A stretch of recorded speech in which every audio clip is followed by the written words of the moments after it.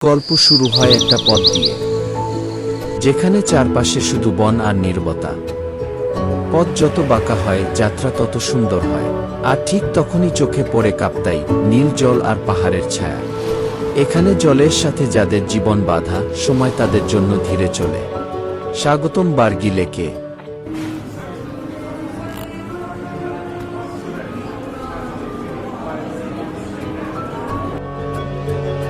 একটু বিশ্রাম, একটু সুখ, আর প্রকৃতির সাথে কিছু নিঃশব্দ মুহূর্ত।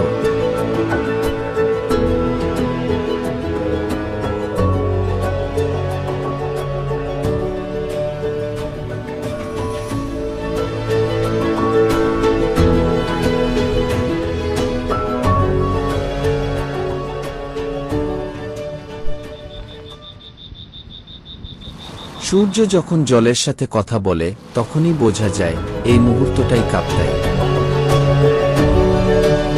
দিন শেষ হয়, কিন্তু স্মৃতি থেকে যায়।